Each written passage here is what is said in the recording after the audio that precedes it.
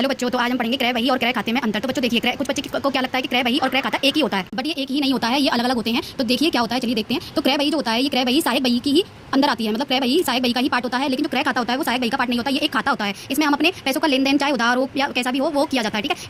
क्रय बही जो होती है इसमें केवल उधार का माल ही इसमें रिकॉर्ड किया जाता है। जो उधार पे बेचे जाते हैं ना, केवल उसी का ही इस क्रय बही में उसका ही लेखा किया जाता है। और जो क्रय खाता होता है उसमें उधार और नकद दोनों का किया जाता है। मतलब अगर कोई कैश में ट्रांजेक्शन हुआ है तो कैश का भी आएगा, और कोई उधार का हुआ है तो वो भी इसके अंदर उसकी अकाउंटिंग की जाती है। और जो क्रय बही होता है इसका जो योग होता है वो क्रय खाते में ट्रांसफर हो जाता है। लेकिन जो क्रय खाता होता है इसका जो शेष निकाला जाता है वो डायरेक्ट तलपट में जाता है। जो कि आपने देखा होगा, हमारा क्रय परचेज कितना हुआ, या हमारा क्रेडिट परचेज कितना हुआ, सेल परचेज, कैश परचेज कितना हुआ, वो सारा हमारा तलपट में शो होता है ना, जब हम पीएनएल बनाते हैं या ट्रेडिंग अकाउंट बनाते हैं। तो इसी तरीके से इसका जो शेष होता है वो तलपट में जाता है, जो हमारे तलपट बनाने में यूज होता है, ठीक है। क्रय बही क्या होता है, क्रय बही में हम डेबिट और क्रेडिट दोनों का ही यूज नहीं करते हैं, ठीक है। लेकिन जो क्रय खाता होता है उसमें हम डेबिट और क्रेडिट दोनों का ही यूज करते हैं। इसमें हम डेबिट और क्रेडिट इसलिए यूज नहीं करते हैं क्योंकि हम कैश की एंट्री तो कर नहीं रहे हैं, हम खाली इसमें ये बताते हैं कि किसने माल हमारा खरीदा है, उधार जिससे हमें पैसा लेना है, हमने किससे उधार खरीदा है, ठीक है। हमने किससे उधार खरीदा है, या अगर हम कोई बिजनेसमैन है तो किसने हमसे उधार खरीदा है, तो उसका हम लेखा खाली करते हैं, इसके अंदर अकाउंटिंग नहीं करते हैं। तो इसलिए हम इसमें डेबिट और क्रेडिट भी नहीं लिखते हैं, यानी कि दोहरा लेखा प्रणाली का यूज नहीं करते हैं इसमें। देखिए, इसमें जो शेष होता है इसमें शेष को नहीं निकाला जाता और योग को निकाला जाता है। मतलब इसमें योग किया जाता है कि हमारा कितना क्रेडिट हो गया है, उसका टोटल किया जाता है, जिससे हमें पता चले कि हमारा जो भी क्रेडिट परचेस हुआ है वो कितना हुआ है, ठीक है। जिससे हम अपने बिजनेस का देख सके कि हमारा बिजनेस लॉस में जा रहा है कि प्रॉफिट में जा रहा है। तो अगर हमारी क्रेडिट ज़्यादा, हमने क्रेडिट परचेज ज़्यादा किया है, तो इट मीन्स कि हमारे पास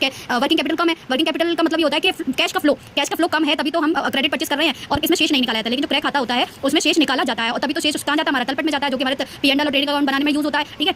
इसी तरीके से हम क्रय बही और विक्रय बही का भी अलग अलग अंतर देखेंगे, जो कि मेरी नेक्स्ट वीडियो में आएगा। अगर आपको अच्छी लगी हो ये वीडियो तो आप मुझे कमेंट में जरूर बताइएगा, जिससे मैं आपके लिए और भी जैसे विक्रय बही और विक्रय खाते के डिफरेंसेस को भी लेकर आऊंगी। Thank you.